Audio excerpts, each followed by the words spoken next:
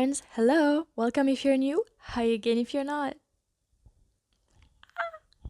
I hope you had a very great week and that you are as excited as I am for this episode. I love it very much. In today's episode, we are going to talk about, as you saw in the title, living life with intention. First of all, intentional living means building your life around your core beliefs and values. Being mindful or present with yourself as you make choices or have experiences, with the end goal to remain true to your values and what matters to you. So I'm making this video to help you be 100% content with your choices and how you're spending your days. Part 1. Your thoughts. Part 2. Your routines. Part 3. Questions to ask yourself to know if you need or want to change something in your everyday life. If you're ready, let's go!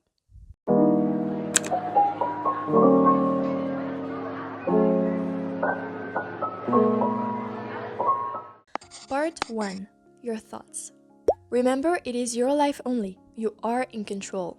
I love to have this tip as the first one because it really is the first step of this process. Remember, it is your life and you can control your mind and your thoughts. Does anybody else know how it feels to live with your brain, your body, your experiences, traumas, and your life? No, exactly. So first things first, I am so glad you clicked on this video to realize you have the power to choose everything in your life and to appreciate it more. You are not your thoughts. You are not your anxiety. You have thoughts and you have anxiety. You are not your thoughts, but you can control them for them to be more aligned with your purpose. Learn to forgive yourself to move forward. Forgive yourself. You are allowed to, I promise. You are allowed to feel bad or sad about something that happened in the past, but you don't need to think about it every day. You are a different person today, and if you don't feel like it, you can still change to be a better person today, a person you love and that is making their dreams come true. We are humans. It's okay to make mistakes. Be aware of them and move on. Live with curiosity, not fear. I'm not telling you to stop being afraid of everything. Fear is a good thing to protect us, but we do not need it 24/7. Living with curiosity is such a good way to open our minds to new things, to try new activities, or even to make connections with new people. Talking about meeting people, embrace your vulnerability, be proud of it, and have empathy for others too. We are all different human beings with different dreams, goals, and childhoods. To me, living with intention also means being aware of everyone's pain, trauma, purposes, and values and still be respectful towards them, whether you agree on everything or on nothing at all, whether they are mean or kind, it's always the best decision to remain calm and to not lose our energy for nothing. Have a slower mindset. I actually have an episode on slowing down, but speaking of intention, a tip really had to be it. In the episode, I talked about feeling my fingers on my face while washing it, and that was really one of many examples I could give you. While washing your hair, feel them wet through your fingers, clean and smelling like your shampoo. When you are cutting fruit, be aware of the texture in your hands, of the juice touching your skin, of the summer smell coming out. When you're writing, feel the paper on your skin. Think about the ink coming out of your pen, analyze the way you're creating every letter. Drink tea outside, pay attention to how the birds are sitting on the trees, how the bugs are flying, and on how the clouds move. Go back to your roots. Nature, really. Practice gratitude. This one is a big one to live with intention. You can write in a journal at the end of the day, speak out loud, write in your notes app if you are in public and don't feel like doing the first two things. Practicing gratitude is so important to us as humans because we are the first to take everything for granted. Even if we don't mean to, even if we decide to appreciate every second of our life, our brain forgets about it somehow and we go back to our routines without thinking about how lucky we are to even be alive at all. Once again, it is fine, we are humans and we have 100 years to live. So yes, it is complicated to think about every day as a gift, but the more we do it, the more we enjoy our life easily. Part 2. Your routines. The only limit is yourself. It's always you versus you. Ugh, I love this fact so much. The only limit is yourself. I don't care who is doing better than me. I am doing better than I was last year. It's me versus me. It has always been you versus you, and that's the most beautiful thing ever. It was never about comparing ourselves to others, to magazines, to celebrities, to our neighbors, but really just about growing at our own pace and about getting better at being our favorite selves, being better at something than last year. Never ever ever compare yourself to someone else, having different goals, paths, and struggles. The only thing that really is worth it is to improve your own skills and discovering your own personality. And I think that's so special. Think about what you can change, not what you can't.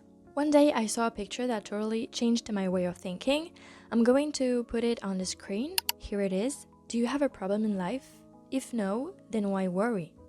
If yes, can you do something about it? If yes, then why worry? If no, then why worry? And so it's just useless to worry.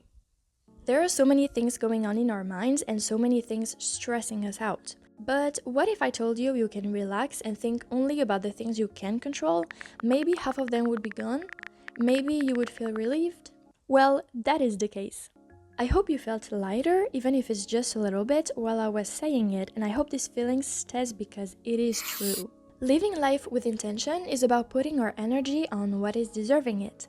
In other words, it's about putting our energy on what we can control. Once you realize you don't have to be stressed out about absolutely everything, you will feel better.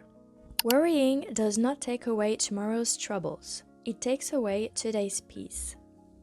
You can write this quote on a paper and stick it above your bed to read it a lot. That could be helpful. Cut out things that are not serving you.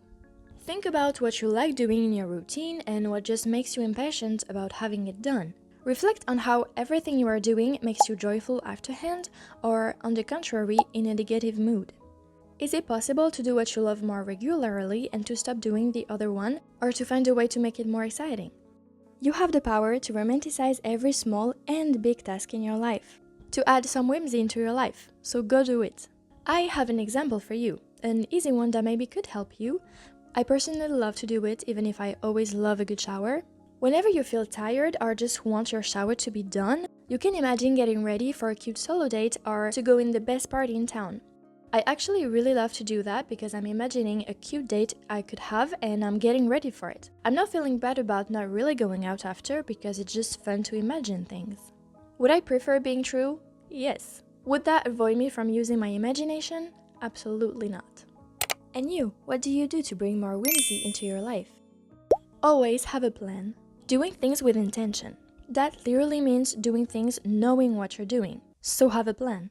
Write down your ideas, your steps, and your goals so it's easier to see them and to visualize everything you want to achieve.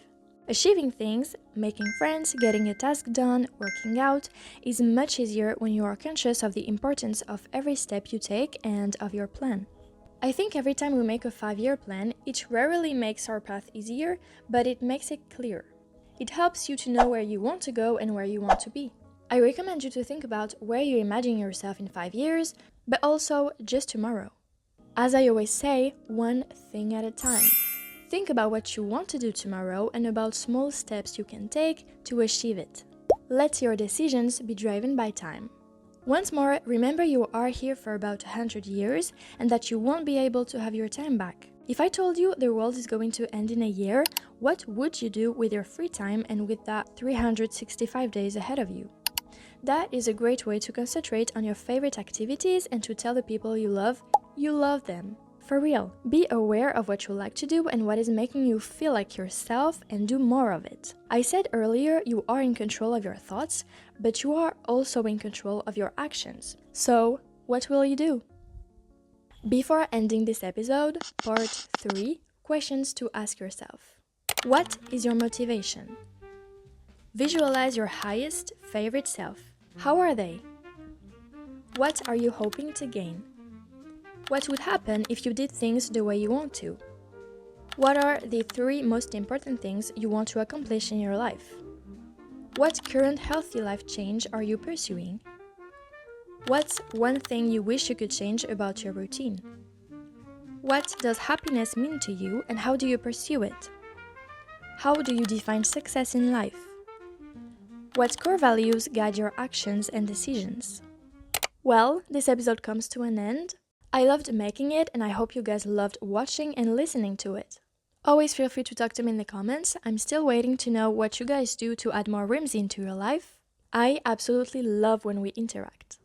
Thank you again and forever to be here with me. I appreciate every one of you and see you in the next video. Love ya!